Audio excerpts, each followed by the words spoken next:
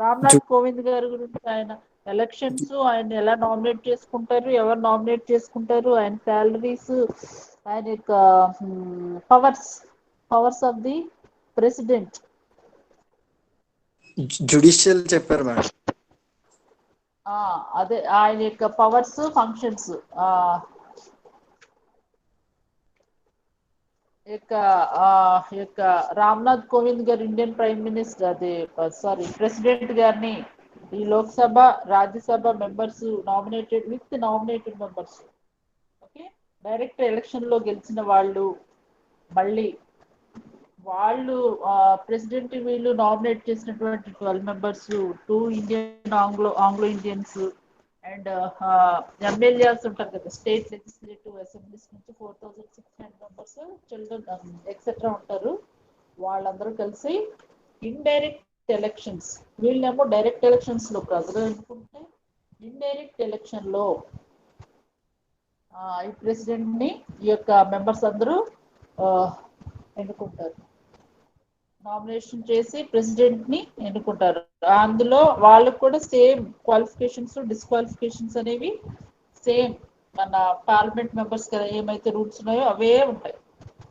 ఆయనకున్నటువంటి facilities, salaries అందరికన్నా high position, first citizen కాబట్టి ఆయనకి 5 lakhs, 15 lakhs ఏమో అదర్ ఎలివెన్సెస్, ఒక ఎయిర్ ఇండియా జెట్ విమానం ఒకటి ఆయనకి స్పెషల్ గా, ఒక ప్రత్యేకించి ఒక ఫర్నిష్డ్ రెసిడెన్స్, ఒక అన్ని ఫెసిలిటీస్ ఫ్రీ, ఆయన పెద్ద బంగ్లా, ఆయనకి చాలా గౌరవంగా అన్ని ఉంటాయి. హానరబుల్ వైస్ ప్రెసిడెంట్ కాబట్టి. నెక్స్ట్ ఇండియన్ ప్రెసిడెంట్, ఆయనకు ఉన్నటువంటి పవర్స్, ఫంక్షన్స్ లో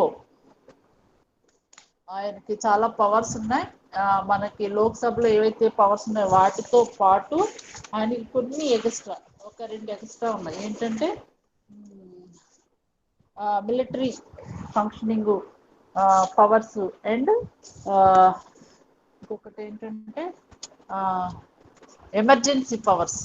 ఎమర్జెన్సీ మీద ఆయనకి ఎమర్జెన్సీగా ఒక ఏదైనా స్టేట్ ని యూనియన్ టెరిటరీగా ఆయన ప్రకటించవచ్చు. దాన్ని with help of the governor తో ఆయన దాన్ని రూల్ చేస్తాడు, అత్యవసరమైన పరిస్థితుల్లో తప్ప మిగతా టైంలో కాదు.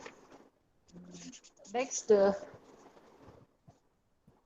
సేమ్ ఈ పవర్స్ అన్ని యాజ్ పర్ కాన్స్టిట్యూషనల్ గానే ఉంటాయి. వాళ్ళు పర్సనల్ గా ఎంజాయ్ చేయడానికి కానీ, ఆ యొక్క పవర్ ని ఆయన ఓన్ ప్రాపర్టీ కోసం కానీ, ఓన్ రిలేటివ్స్ గురించి కానీ వాటిని ఉపయోగించడం ఎక్కడ చట్టబద్ధంగా విరుద్ధం అనమాట.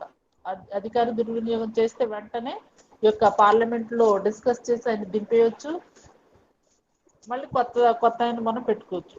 నిరూపించాలన్నమాట, నువ్వు అవినీతి లేకపోతే ఈ యొక్క కొన్ని మిస్యూజ్ చేసే పవర్స్ అని, అలాంటి పవర్స్ అన్ని ఉంటాయనికి. నెక్స్ట్ లెజిస్లేటివ్ పవర్స్ అంటే ఏముంటాయంటే, లెజిస్లేటివ్ పవర్స్ లో ఏముంటాయంటే స్పీకర్ని, లోక్సభ స్పీకర్ని, రాజ్యసభ చైర్మన్ని, ఇంకెళ్ళందరినీ ఎన్నుకోవటం, వాళ్ళని ప్రాసెస్ చేయటం, ఇవన్నీ ప్రోరగేషను పిలవటం, సమ్మానింగ్, ప్రోరగేషన్ అంతా ప్రెసిడెంట్ డ్యూటీ. ఓకే, ఆయన డ్యూటీ అది యాజ్ పర్ లెజిస్లేటివ్ పవర్స్ లో ఇదనమాట. ఆయన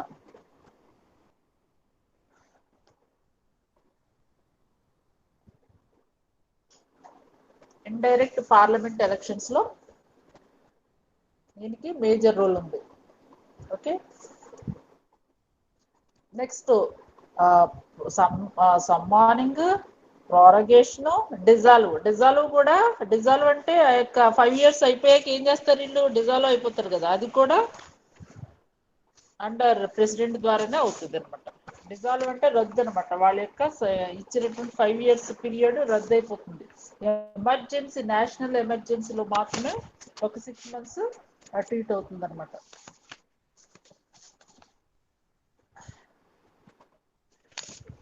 నెక్స్ట్ ఆయన కూడా as per population growth qualification లో 2 children కన్నా ఎక్కువ ఉన్న వాళ్ళు డిస్క్వాలిఫైడ్ అనమాట. అది కూడా తెచ్చుకోండి. 2 చిల్డ్రన్స్ కన్నా అబోవ్ ఎక్కువ 2, 3, 4 అలా ఉంటే మాత్రం వాళ్ళు దీనికి క్వాలిఫైడ్ కదనమాట, అన్క్వాలిఫైడ్. అందుకని ఎవరైనా చూడండి, 2 పిల్లలు ఒకళ్ళ పిల్లలే ఉంటారు. అంటే మనకి ఏంటంటే ఇద్దరు హద్దు ఒకళ్ళ ముద్దు అనేది పాపులేషన్ దాన్ని స్టెబిలైజ్ చేయడం కోసం. ఇండియా పాపులేషన్ అంటే ప్రపంచం అంతా పాపులేషన్ ఒక ఎత్తు అయితే మన ఇండియా పాపులేషన్ ఒక ఎత్తు అవుతుంది, అంత లోడ్ ఉంది. అందుకని ఇది కూడా రూల్ పెట్టారనమాట. ఆయన ఫ్యామిలీ పరంగాను పబ్లిక్ లోను మెంటల్ గాను ఫిజికల్ గాను ఫైనాన్షియల్ గాను స్ట్రాంగ్ గా ఉండాలి. ఓకే,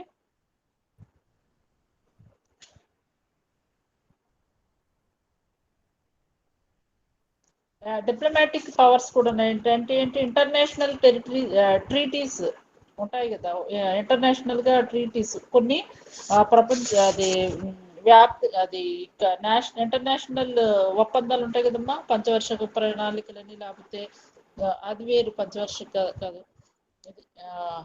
ఒక స్టేట్ ఒక కంట్రీకి ఇంకో కంట్రీకి ఒప్పందాలు చేసుకుంటూ ఉంటారు. అణు ఒప్పందం అని, షార్క్ అని, ఇలాంటివి. అలాంటివన్నీ ఈయన అండర్లోనే జరుగుతూ ఉంటాయి. ఇంటర్నేషనల్ ఫారమ్స్ ఎఫైర్స్ ఇవన్నీ రిసీవింగ్ ఈ గూడ్స్ మనం ఏదైతే మన కంట్రీకి కావాల్సినటువంటి కొన్ని మనం తెచ్చుకోవటం కానీ అప్లోడ్ చేయటం కానీ, ఫారెన్ నుంచి మనం కొన్ని మొబైల్స్ అని సాఫ్ట్వేర్ కొన్ని మనం తెచ్చుకుంటాం కదా అదర్ కంట్రీస్ నుంచి, చైనా నుంచి, అమెరికా నుంచి, అలాంటివి. దీన్ని ఇవన్నీ చూసుకునేది ఈయనే. Okay, he represents India in international forums and affairs, send and receiving diplomats like ambassadors, high commissioners, like that. Okay, and ఈయనకి మిలిటరీ పవర్స్ కూడా ఉన్నాయి. he supreme commander of the defense force of India. Okay, ఈ యొక్క main first commander ఈయన చేసిన మన యొక్క రాజ్నాథ్ సింగ్ గారు ఉన్నారు కదా, ఈయన ఒక వాళ్ళ యొక్క మొత్తం మంత్రి మండలంతా దానికి ఈయన president, main supreme commander.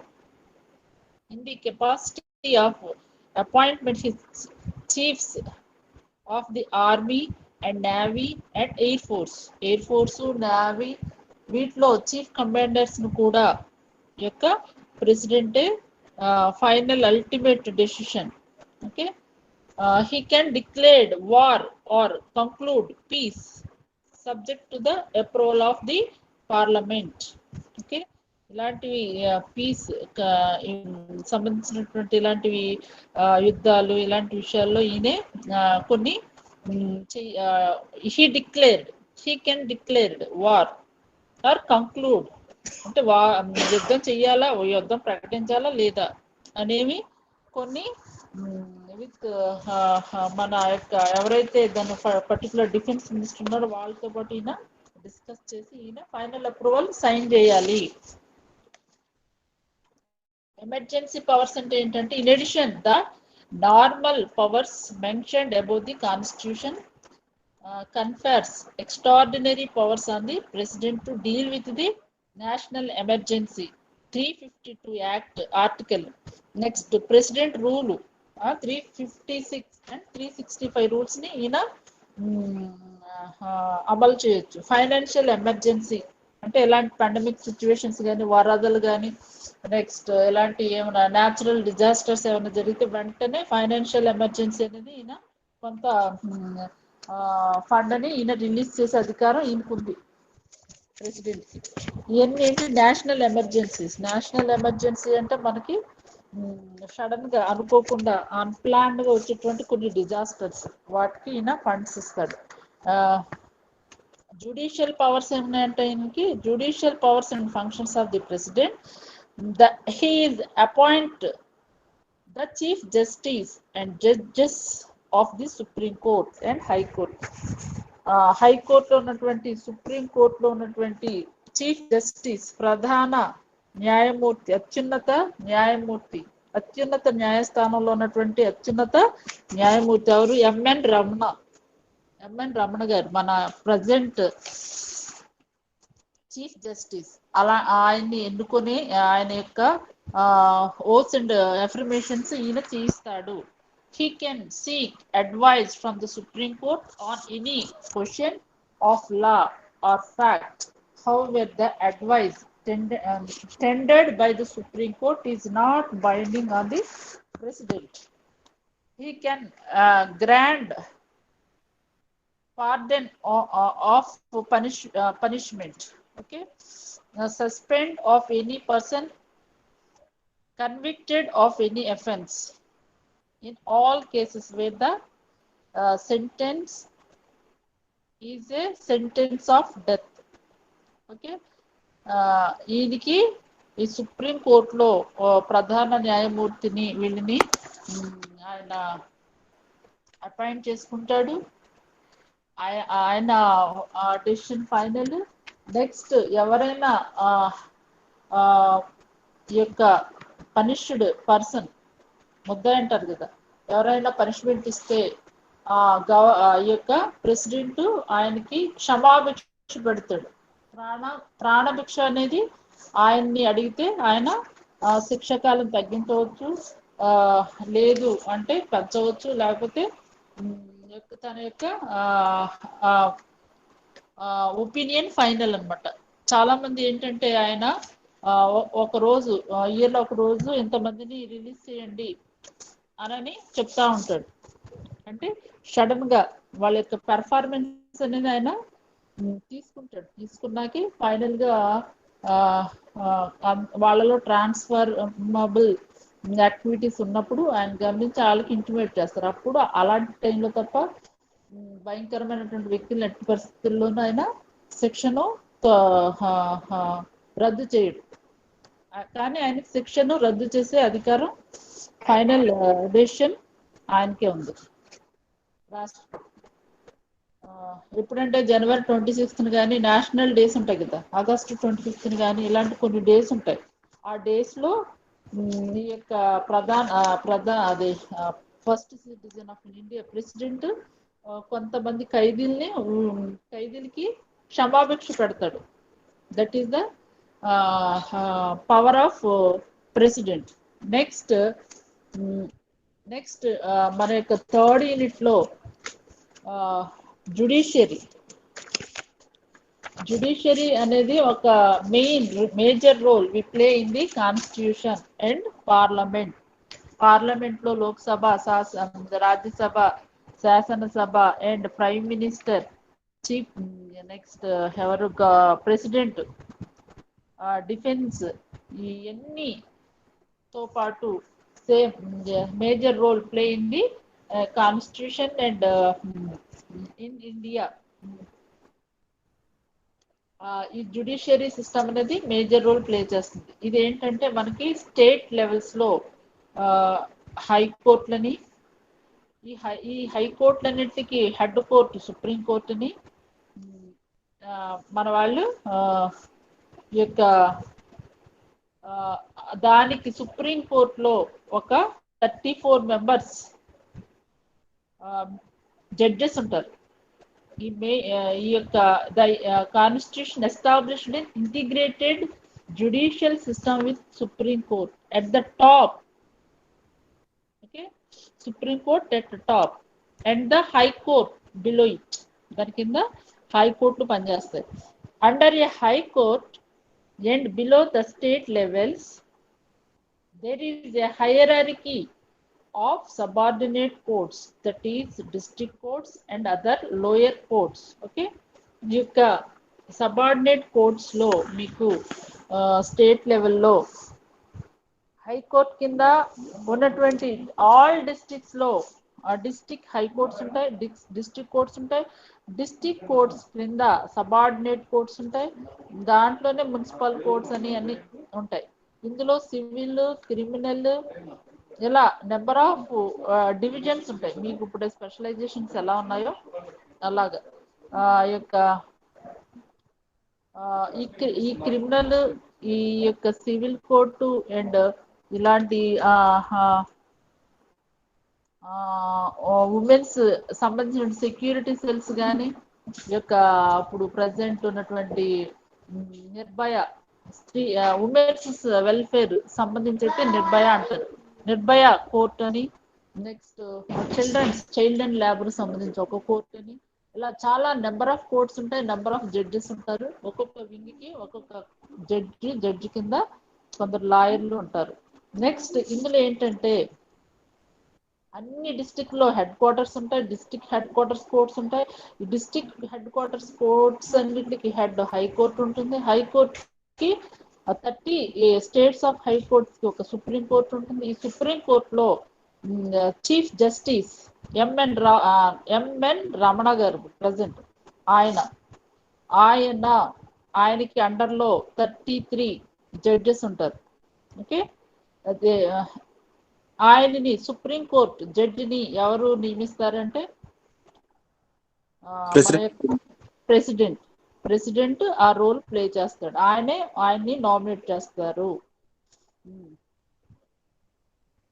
President ని ఓత్ అండ్ అఫర్మేషన్ కండక్ట్ చేసేది ఎవరు అంటే supreme court main judge.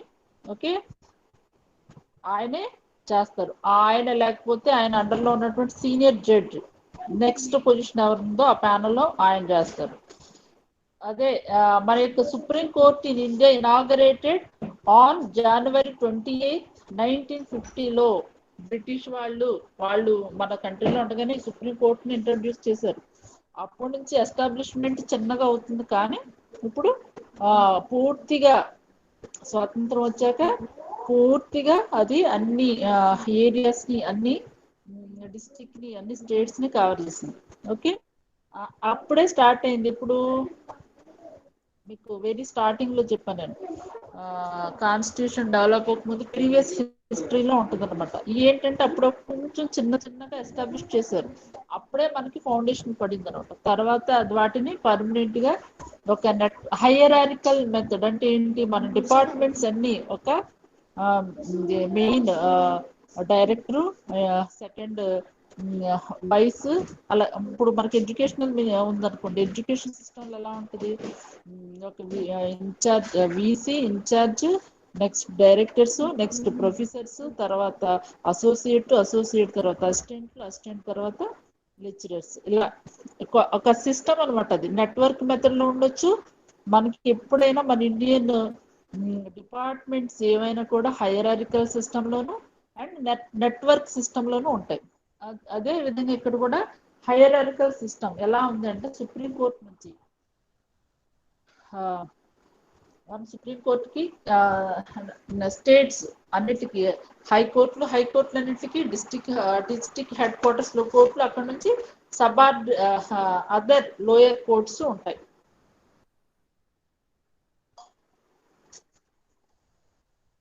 Next మనకు మెయిన్ ఇప్పుడు సుప్రీం కోర్టు గురించి కోర్టు గురించి మనం డిస్కస్ చేస్తాం. ఇప్పుడు జ్యుడిషియరీ అంతా ఇప్పుడు యూనియన్ ఫెడరల్ గవర్నమెంట్ అంటే స్టేట్ సెంట్రల్ కలిపి ఫెడరల్ అంటాం మనం జనరల్ గా. Okay, at present the supreme court consist of 34 judges ఉంటారు. అందులో chief justice and 33 other judges okay ఉంటారు. ఆయనకు వర్కింగ్ కమిటీగా 33 ఉంటారు. అందులో ఒక మెయిన్ హెడ్ చీఫ్ జస్టిస్ ఉంటారు. The appointment of judges of the supreme court appointed by the president. Okay, తర్వాత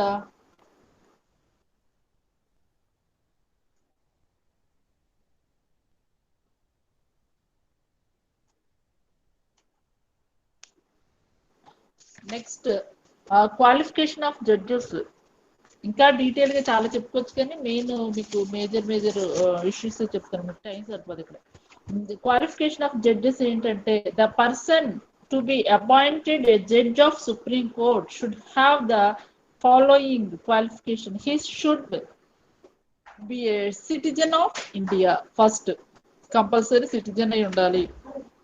He should have been a judge of high court or high court sections for 5 years.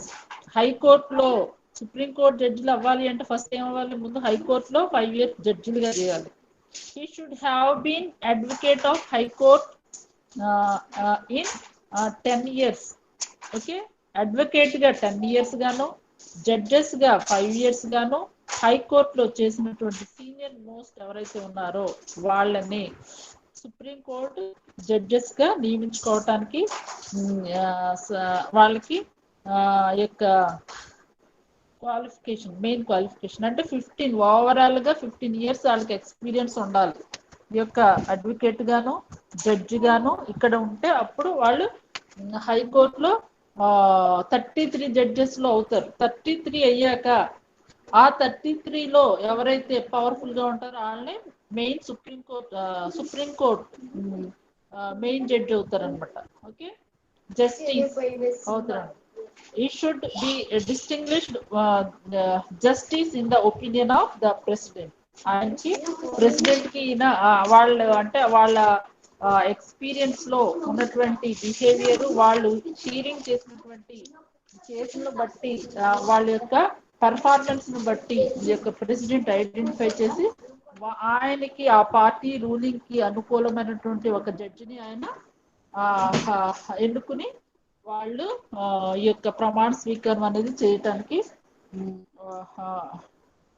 జరుగుతుంది. అట్లా a person appointed as a judge of the Supreme Court before entering upon his office, he has to make and subscribe on an oath affirmations before the president. Some persons appointed by himself him for this purpose, he hold office until he attains the age of 65 years. Okay, he can resign his office by writing to the president. He can be removed from his office by the president on the recommendation of the parliament. Okay? 65 years వరకు వాళ్ళు work చేయొచ్చు. Retirement 65 కళ్ళు. Okay, ఎందుకంటే వాళ్ళు seniority పెరిగే కొద్ది అందులో వాళ్ళ క్వాలిటీ అనేది బాగుంటుంది, నాలెడ్జ్ అనేది ఉంటది కాబట్టి వాళ్ళకి 65 ఇచ్చారు. అండ్ ఆయన ఒకసారి ఒకవేళ రిజైన్ చేయాలంటే ఆయన రిసిగ్నేషన్ అనేది ప్రెసిడెంట్ కి ఇవ్వాలి. లేకపోతే ఆ యొక్క జస్టిస్ ఎవరైతే ఉన్నారో ఆయన ఒక వేళ ఎలాంటి విధమైనటువంటి అధికార దుర్వినియోగం కానీ కేసును పక్కద్రోవ పట్టడం కానీ ఇలాంటివి ఏమైనా జరిగితే వాళ్ళకి విట్నెస్లు ఏమైనా ఉంటే ఈ యొక్క పార్లమెంటు ఈ యొక్క 2 సభలు, లోక్సభ అండ్ శాసన సభలో డిస్కస్ చేసి అక్కడ చర్చ జరుగుతాయి. చేశాక అలాంటి పరిస్థితుల్లోనే అతన్ని రిమూవ్ చేయడానికి ప్రెసిడెంట్ రిమూవ్ చేయడానికి అధికారం ఉందన్నమాట. అండ్ శాలరీస్ అండ్ అలవెన్సెస్ ఏంటి అంటే ఏంటి ఆయన పవర్స్ అన్నమాట. నేను చెప్పింది పవర్స్, సారీ, ఆయనకున్నటువంటి క్వాలిఫికేషన్స్, డిస్క్వాలిఫికేషన్స్. ఆయనకి 15 years ఎక్స్పీరియన్స్ ఉండాలి. 10 years లాయర్ గాను, 5 years జడ్జి గాను ఉండాలి. ఇండియన్ సిటిజన్ అయి ఉండాలి. 35 years ఏజ్ ఏం చూపించలేదు ఇక్కడ. కానీ ఈ యొక్క రిమూవ్ చేయాలంటే అది కూడా ప్రెసిడెంట్ కానీ రిసిగ్నేషన్ లెటర్ ఇవ్వాలి. Next salaries and allowances. Salaries ఏంటంటే ఆయనకి బిఫోర్ 2018 వరకు అయితే 1 lakh ఉండేది. After 2018 2,80,000 salary. The salary of Chief Justice was increased on 1 lakh to 1.8 lakhs per month. A judge from 90,000 2,000 2,50,000 per month. Okay, other judges కి ఇది కూడా ఏంటంటే సీనియారిటీ బేస్డ్ మీద స్కేల్స్ అనేవి వేరియేషన్ ఉంటుంది. దాని ప్రకారంగా వాళ్ళకి ఈ పెరుగుతూ ఉంటాయి. ఓకే, జాయినింగ్ ని బట్టి, సీనియారిటీని బట్టి, ఈ యొక్క ప్రమోషన్ లిస్ట్ ని బట్టి, ఈ యొక్క 15 years గవర్నమెంట్ అడ్వకేట్ గాను జడ్జెస్ గాను వాళ్ళు అపాయింట్ అయిన కాడ నుంచి వాళ్ళ పే స్కేల్ అనేది ఇలా పెరుగుతూ ఉంటుంది. ఓకే, వాళ్ళకి అదర్ జడ్జెస్ కి 2,50,000, మెయిన్ జడ్జ్ కి 2,80,000. The retired chief justice and judges are entitled to 50% of their last drawn salary as monthly pension. ఇక్కడ ఏంటి చెప్పాడు, శాలరీలో హాఫ్ అనలే ఇక్కడ. అంటే ఏంటి, శాలరీస్ లో వేరియేషన్స్ ఉంటాయి అనమాట. ఓకే, ఈ రిటైర్మెంట్ అయ్యేటప్పటికి అందరికి ఒకే శాలరీ రాదు, పర్సన్ టు పర్సన్ కి శాలరీ వేరియేషన్ ఉంటుంది. అందుకని లాస్ట్ మంత్ డ్రాన్ శాలరీలో హాఫ్ అనేది రిటైర్మెంట్ అయ్యాక వాళ్ళకి పెన్షన్ గా గవర్నమెంట్ వస్తుంది. మళ్ళీ ఇంకా వాళ్ళకి అదర్ అలవెన్సెస్ ఏముంటాయి అంటే, ఫర్నిష్డ్ హౌస్ ఉంటుంది, వాళ్ళకి 15 మెంబర్స్ సర్వెంట్లు ఉంటారు, ఫుల్ సెక్యూరిటీ ఉంటుంది, వాళ్ళు ఇండివిజువల్ గా ఎక్కడికి ఓన్ గా వెళ్ళటానికి అధికారం లేదు, యాజ్ పర్ అఫీషియల్ గానే వాళ్ళు వెళ్ళాలి. ఓకే, ఎక్కడికైనా పర్సనల్ ఇష్యూస్ కానీ అనేది చాలా అవాయిడ్ చేయాల్సి వస్తుంది యాజ్ పర్ కాన్స్టిట్యూషన్. ఓకే, వీళ్ళకి అధికార దుర్వినియోగం చేస్తే మాత్రం వాళ్ళని మధ్యలోనే వాళ్ళ యొక్క జాబ్ అనేది రద్దు చేయబడుతుంది. నెక్స్ట్ వాళ్ళకి మెయింటెనెన్సెస్ అలవెన్సెస్ అన్నీ ఉంటాయి, టీఏ డిఏ ఆర్ ఇంకా ప్రతిదీ వాళ్ళకి గవర్నమెంట్ వాళ్ళకి ప్రొవైడ్ చేస్తుంది. ఓకే, వీళ్ళు కూడా higher officials. Next jurisdiction and powers of supreme court. Supreme court powers ఏంటి అంటే, ఒరిజినల్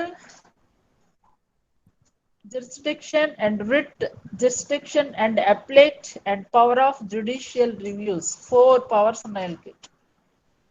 ఈ పవర్స్ ఎలా ఉన్నాయంటే, ఈ 4 పవర్స్ లో పార్లమెంట్ కి పవర్స్ వేరే ఉన్నాయి, ప్రెసిడెంట్ కి పవర్స్ వేరే ఉన్నాయి, సుప్రీం కోర్ట్ కి పవర్స్ వేరేగా ఉన్నాయి. Okay, original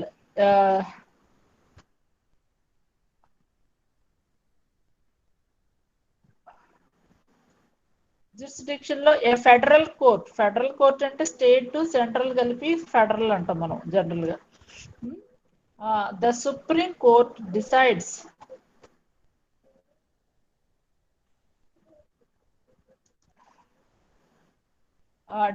the disputes between the different units of Indian Federation.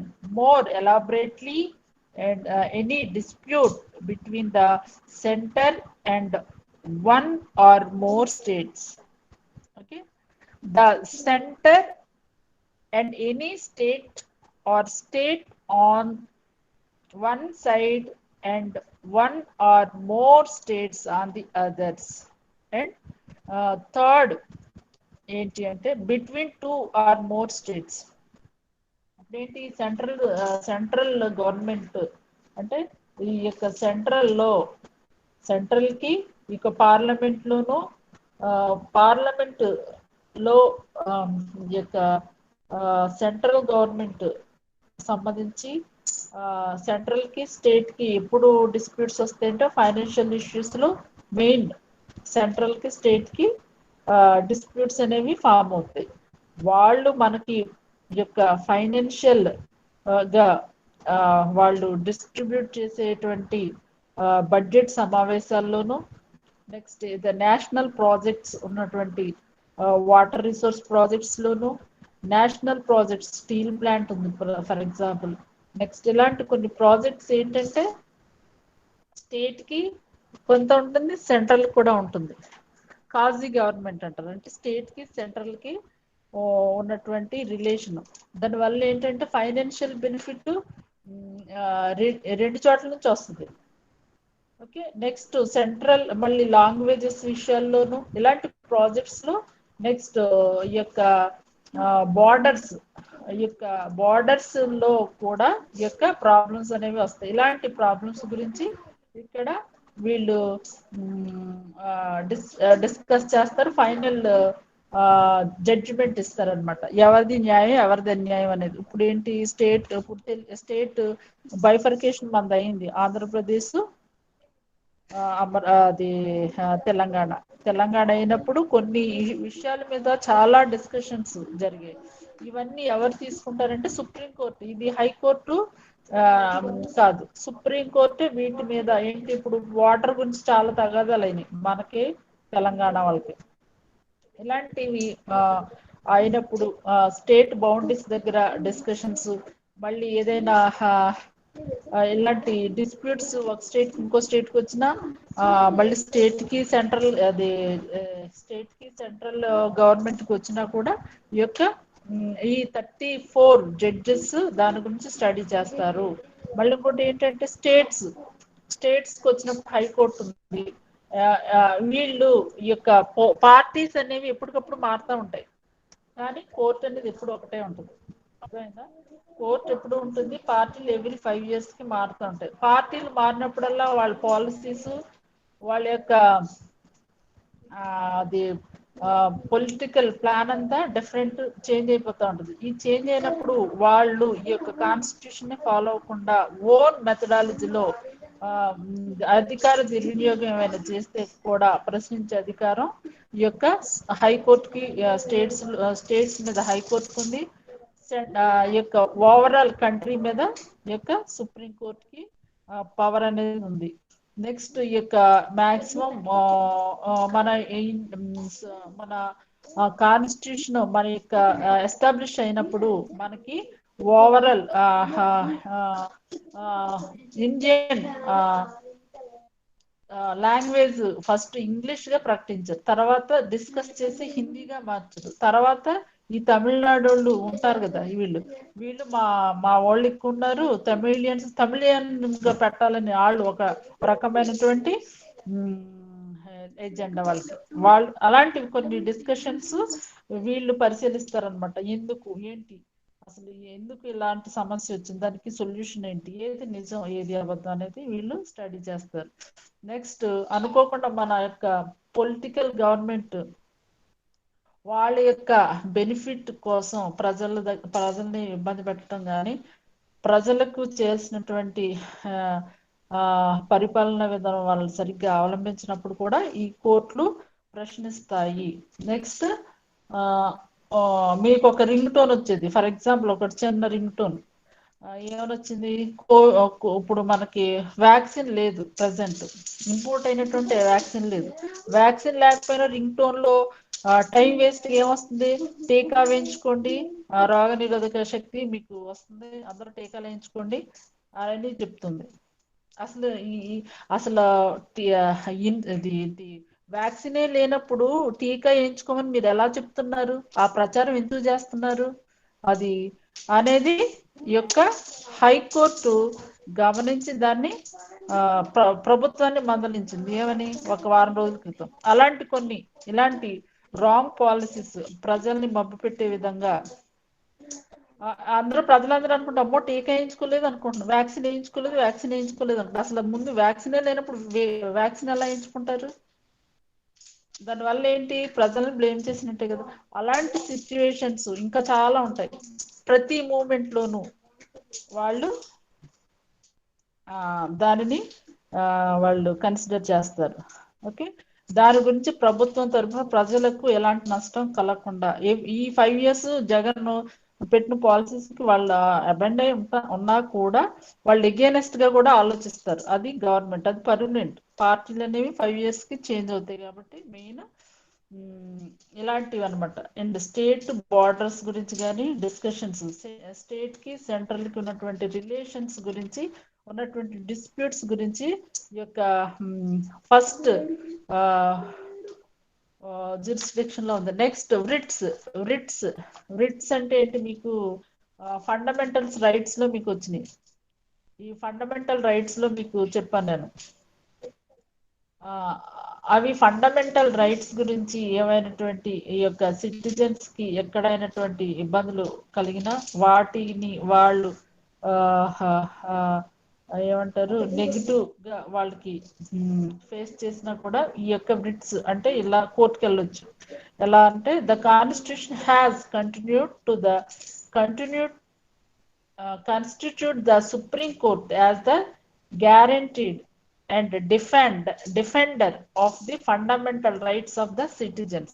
Guarantee defender అంట. ఓకే, మన గురించి వాళ్ళు గవర్నమెంట్ వాళ్ళు ఈ యొక్క సారీ ఈ యొక్క సుప్రీం కోర్టు వీటికి ఫుల్ సపోర్ట్ ఇస్తుంది. ఎందుకంటే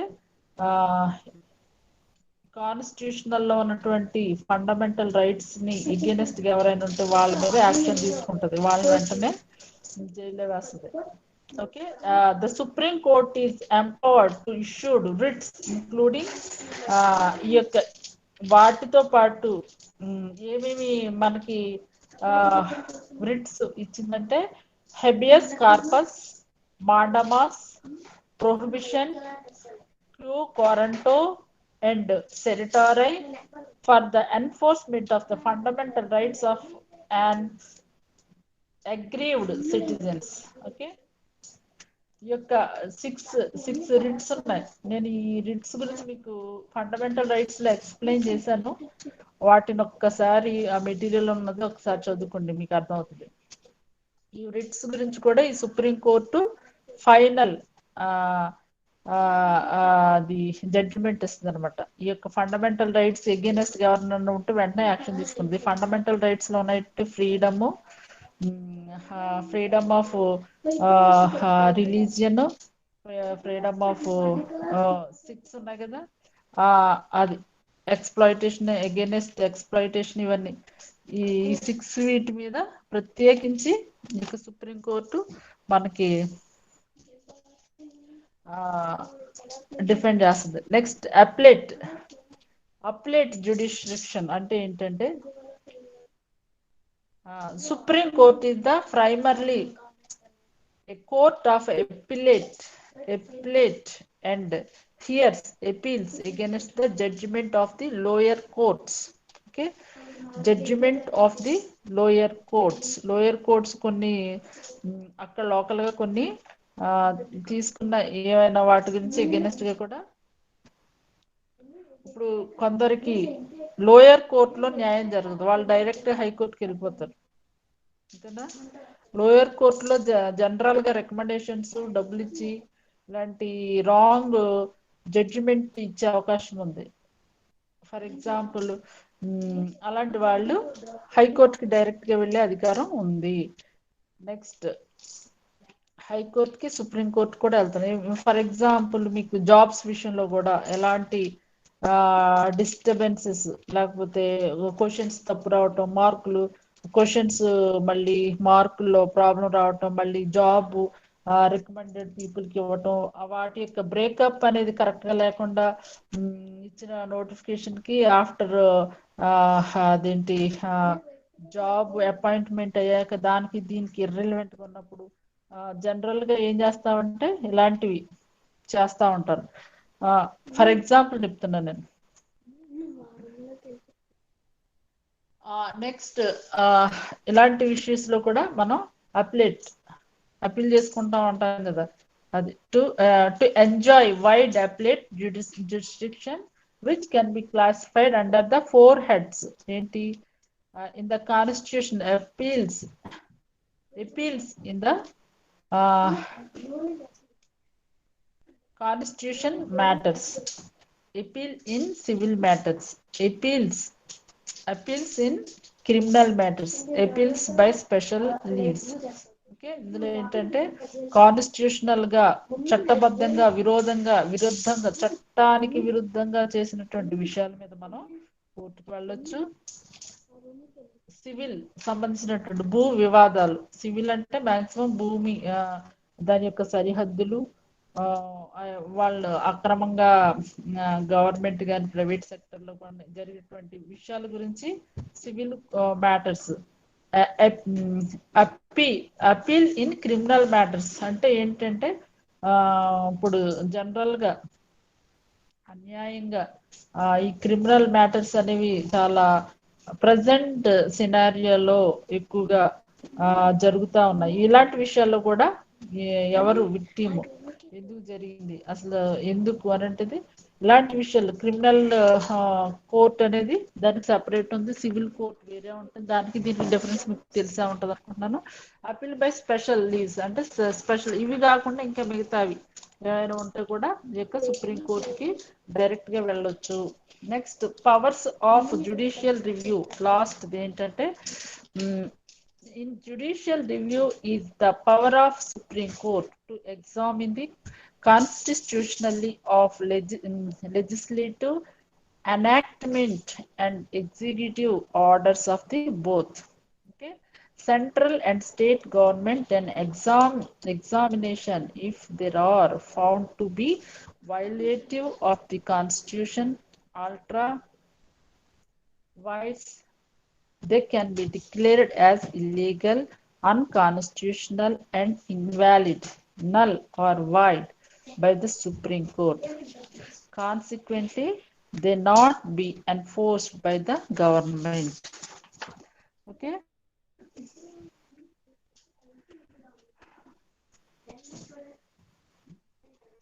ఓకే ఈ యొక్క సుప్రీం కోర్ట్ అనేది కాన్స్టిట్యూషనల్ గాను లెజిస్లేటివ్ శాసనాలు కానీ ఏమైనా చట్ట విరుద్ధంగా ఏమైనా ఉంటే ఈ యొక్క ఎగ్జిక్యూటివ్ ఆర్డర్స్ కానీ ఇవన్నీ ఓవరాల్ గా ఇది ఫైనల్ ఈ యొక్క సెంట్రల్ గవర్నమెంట్ కానీ examinations central and state government on examinations if they have or found to be violative of the constitution, illegal గా కానీ అన్కాన్స్టిట్యూషనల్ గా కానీ invalid by the supreme court. ఇలాంటి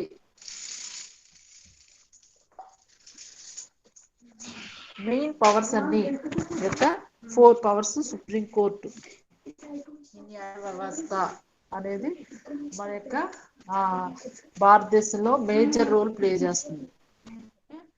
ఈ యొక్క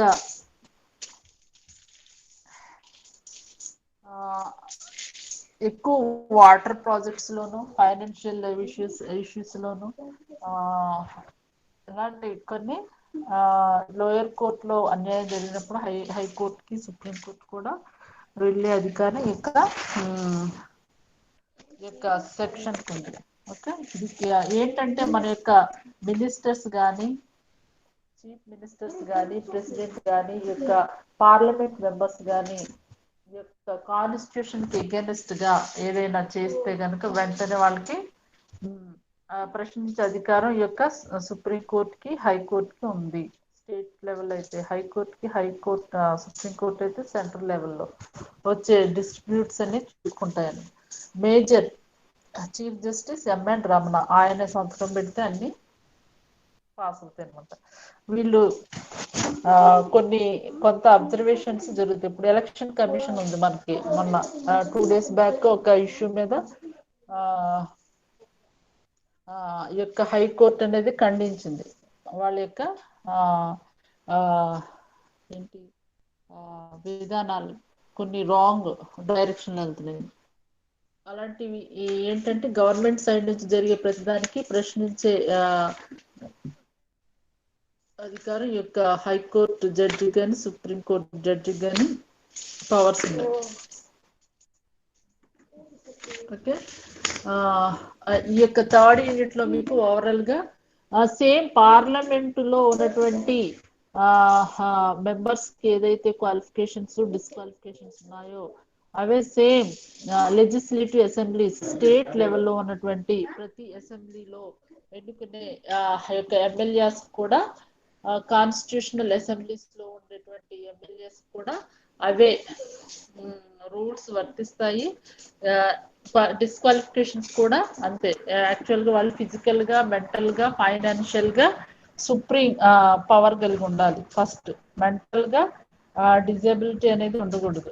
ఓకే, అంటే ఏంటి, మతి స్థిమితం లేకపోవటం, లేకపోతే వాళ్ళు మానసికంగా అది డౌన్ గా ఉండటం కానీ, లేకపోతే ఫైనాన్షియల్ గా ఎలాంటి విషయాల్లో కూడా వాళ్ళు ఏమంటారు దివాళా తీసినటువంటి వ్యక్తులుగా ఉన్న వాళ్ళు ఈ యొక్క పవర్స్ కి వీటికి ఇన్ఎలిజిబుల్. ఓకే, నెక్స్ట్ ఈ యొక్క సేమ్ క్వాలిఫికేషన్స్ లెజిస్లేటివ్ అసెంబ్లీస్ లో ఉన్నటువంటి వాళ్ళకు కూడా వర్తిస్తాయి. మన యొక్క ప్రెసిడెంట్, ప్రైమ్ మినిస్టర్ ఆఫ్ ఇండియాకి ఎలాంటి క్వాలిఫికేషన్స్ ఉన్నాయో గవర్నర్ ఆఫ్ స్టేట్ కూడా వర్తిస్తాయి.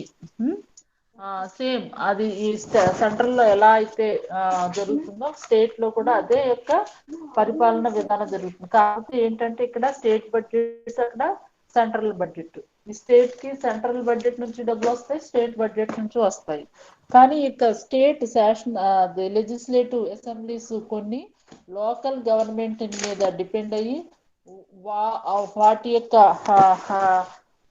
రిక్వైర్మెంట్ ను బట్టే వాళ్ళ యొక్క బిల్స్ అనేవి అవుతాయి. ఇక్కడ పాస్ అయ్యాక సెంట్రల్ పంపిస్తేనే వాళ్ళు కూడా డిస్కస్ చేసి రెండు లోక్సభ శాసనసభ కూడా డిస్కస్ చేసి ఆ బిల్లును పాస్ చేస్తేనే అది పాస్ అవుతుంది, ఫైనల్ అవుతుంది.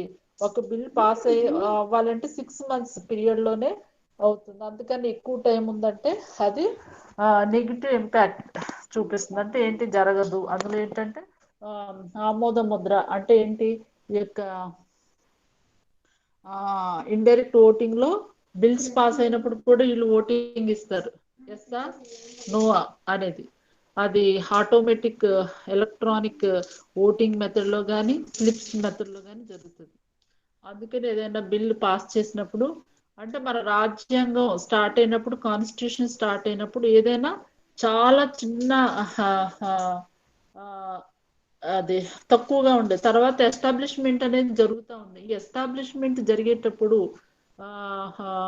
ఇప్పుడు యొక్క సుప్రీం కోర్టు కానీ లేకపోతే ఇలాంటివి కాన్స్టిట్యూషన్ అండ్ ఇండిపెండెన్స్ డే వచ్చినప్పుడు చాలా కొన్ని తక్కువగా ఉన్నటువంటి జడ్జెస్ తో స్టార్ట్ చేశారు. ఫస్ట్ ఒక మెయిన్ జడ్జి 3 సబ్ జడ్జెస్ తో స్టార్ట్ చేశారు. ఇప్పుడు ఒక మెయిన్ జడ్జి 33 సబ్ జడ్జెస్ గా మారింది. ఏంటంటే every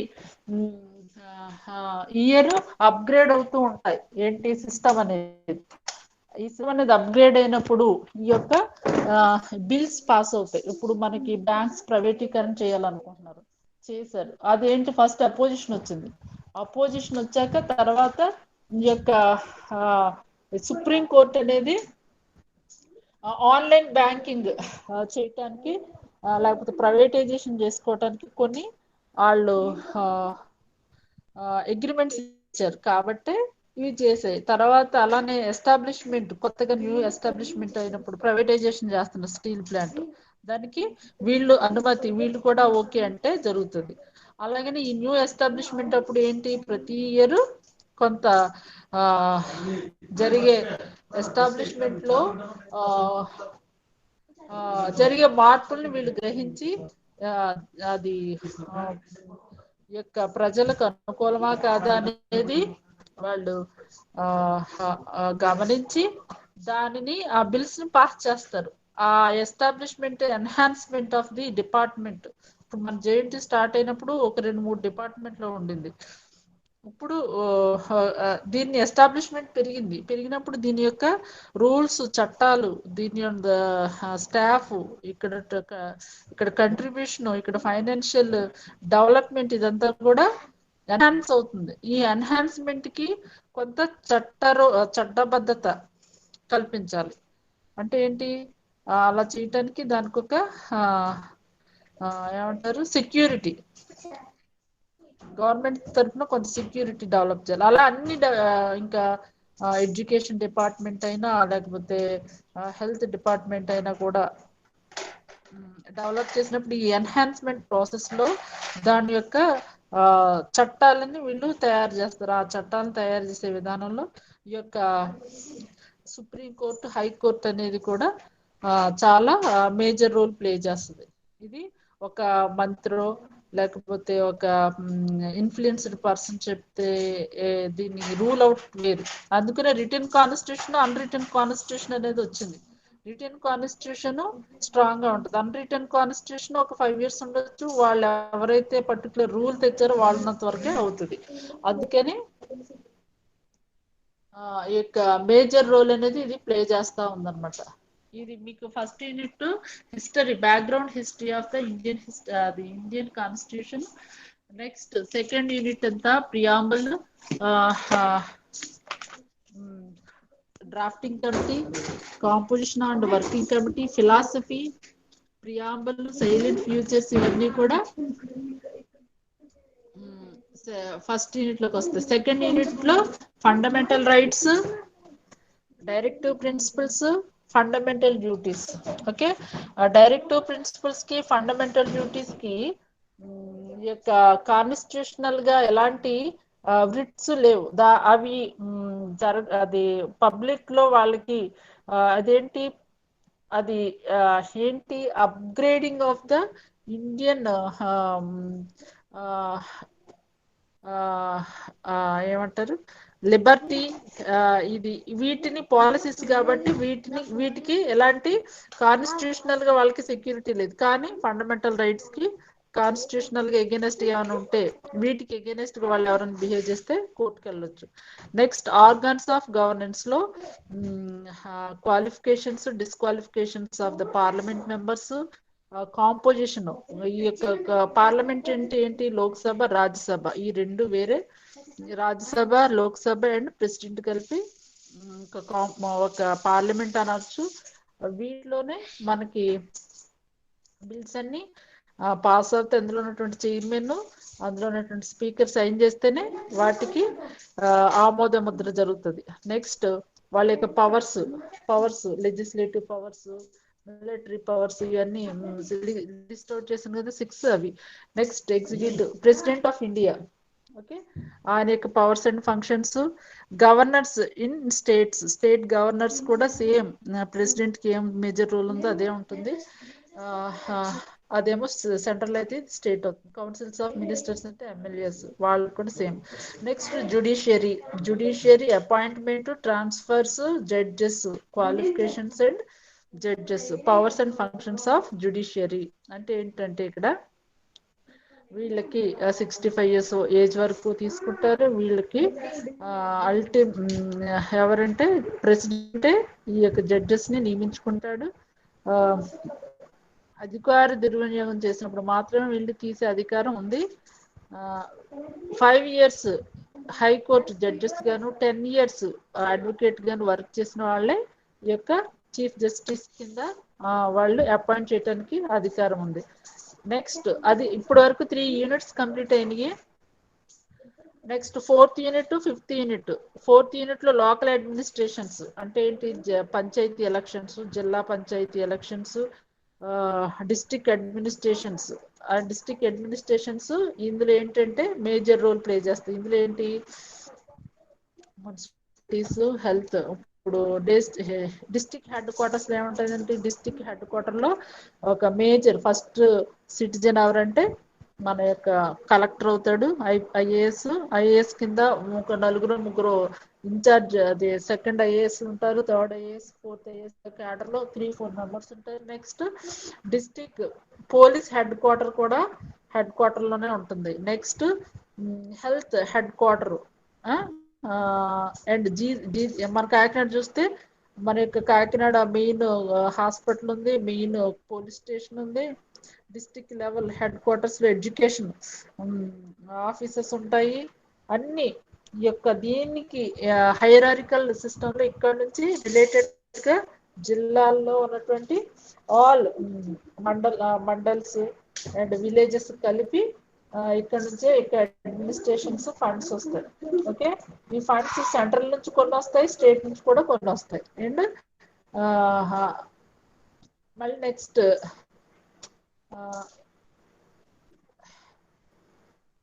municipalities, mayors major roles. వాళ్ళని ఎలా ఎలక్ట్ చేసుకుంటారు, వాళ్ళ మెయిన్ రిప్రజెంటేటివ్స్. పంచాయతీరాజు, జిల్లా panchayat elected official and they roles, ఇవన్నీ వస్తాయి అనమాట. ఇవన్నీ 4th unit లో. ఇది నేను చెప్పను, ఇంకా సార్ చెప్తాను అన్నారు. నెక్స్ట్ ఎలక్షన్ కమిషన్ అంటే అసలు ఎలక్షన్ కమిషన్ అంటే ఏంటి, దాని యొక్క మేజర్ రోల్, దాని functioning. Chief election commissioner and election commissioners.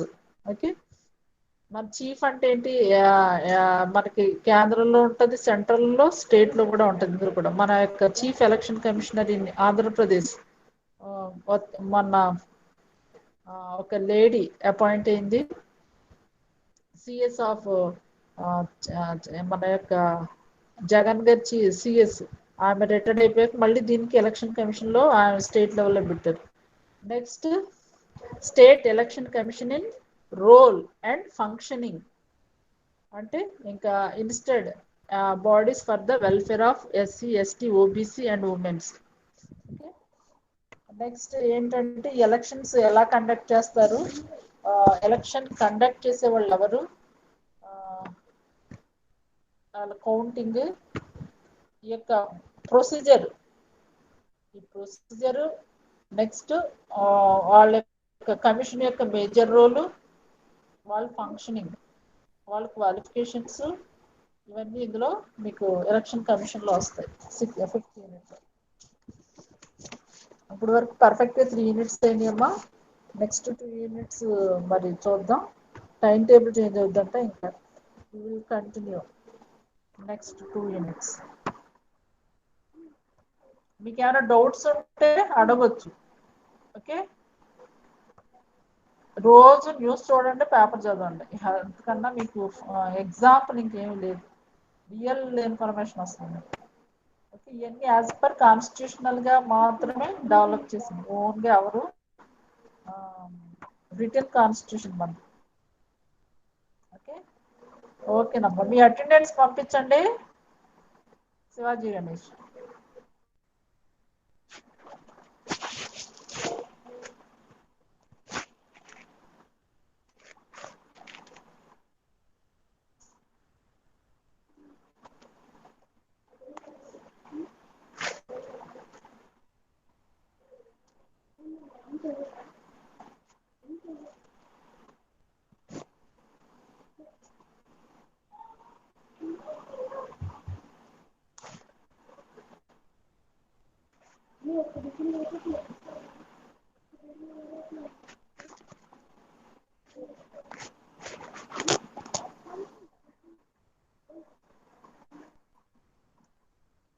Okay Dilip and attendance పంపించమనండి, ఇంకా మిగతాది. Okay, all the best. Okay.